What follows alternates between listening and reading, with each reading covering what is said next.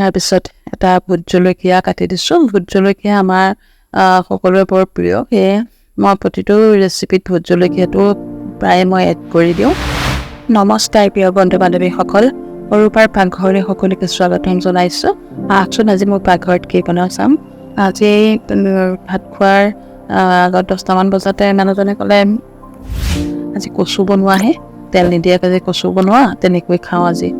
ঠিক তেনেকৈ খোৱাৰ লগে লগে ময়ো আৰু খাওঁতকৈ গৈ বাৰীৰ পৰা 2-3ডালমান কচু কাটি আনিলোঁ। কাৰণ আমি মানুহ 2জনহে হয়, অলপ বনালেই হ'ব, বেছি ইমান দৰকাৰ নাই। সেইকাৰণে মই কচু কাটি আনি ৰেডি কৰিলোঁ কচুৰ ভাজি বনাবলৈ। এয়া চাওকচোন, কচুখিনি মই ধুই লৈছোঁ, ধুনীয়াকৈ কাটি ল'লোঁ। লৈ চাফা পানীত পৰিষ্কাৰকৈ কচুখিনি ধুই লৈছোঁ। ধুই এটা শুকান বাচনত উঠাই লৈছোঁ। মই তাতে নিমখ দিছোঁ 2 চামুচ। নিমখ পানীত মই এতিয়া কচুখিনি 1 ঘণ্টামানৰ কাৰণে কচুখিনি ৰাখি দিম এনেকৈ।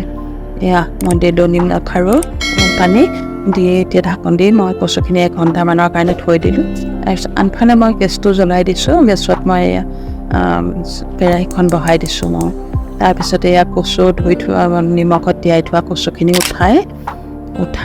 উঠাই মই চাওকচোন কেৰাহীত ধুই দিছোঁ। নিমখ পানীৰ পৰা ভালকৈ ধুই ল'ব কিন্তু কচুখিনি নিমখৰ পৰা উঠাই, নহ'লে নিমখটো বেছি হৈ যাব ইয়াত। এতিয়া তাতে মই বিলাহী এটা কাটি দিলোঁ। তাৰপিছত এটা ভোট জলকীয়া কাটি দিছোঁ। ভোট জলকীয়া আমাৰ সকলোৰে বৰ প্ৰিয়, সেয়ে মই প্ৰতিটো ৰেচিপিত ভোট জলকীয়াটো প্ৰায় মই এড কৰি দিওঁ। ভোট জলকীয়া কাটি দিলোঁ। তাৰপিছতে ইয়াত অকণমান হালধি দিম, নিমখ অকণ দিলোঁ জোখমতে, আৰু হালধি দিলোঁ। দি মই এতিয়া ধুনীয়াকৈ কচুখিনি লৰাই দিম।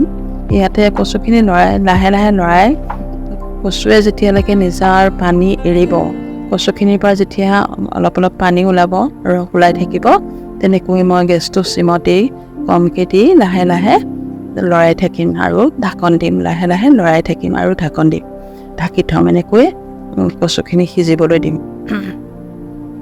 সেয়া চাওকচোন, ধুনীয়া কালাৰ হৈ আহি আছে, তেল নাই দিয়া কিন্তু ইয়াতে মই একদম দেখিব কালাৰ ধুনীয়া হৈ আহি থাকিব লাহে লাহে। চাওক, আকৌ এবাৰ আনো ঢাকন। চাওকচোন, প্ৰায় সিজি আহিছে, কচুখিনি প্ৰায় সিজি আহিছে। এই কচুখিনি যেতিয়া অলপ সিজিবলৈ আৰম্ভ কৰিব, তেতিয়াই আদা নহৰু পেষ্ট মই আদা নহৰু পেষ্ট দি দিছোঁ। 1 চামুচ আদা নহৰু পেষ্ট দি দিলোঁ আৰু একো মছলা নালাগে। চাওক, কচু সুন্দৰকৈ হৈ আহিল। চাওকচোন, কচুখিনি বৰ ধুনীয়াকৈ সিজিল আৰু কালাৰটোও বৰ ধুনীয়া হৈছে, দেখি খাবলৈ মন গৈছে নহয় জানো। এনেকৈ কচু বনাইনে আপোনালোকে কমেণ্টত জনাবচোন। প্ৰিয় বন্ধু বান্ধৱীসকল, মোৰ ভিডিঅ'টো সম্পূৰ্ণকৈ চোৱাৰ বাবে সকলোকে ধন্যবাদ জনাইছোঁ।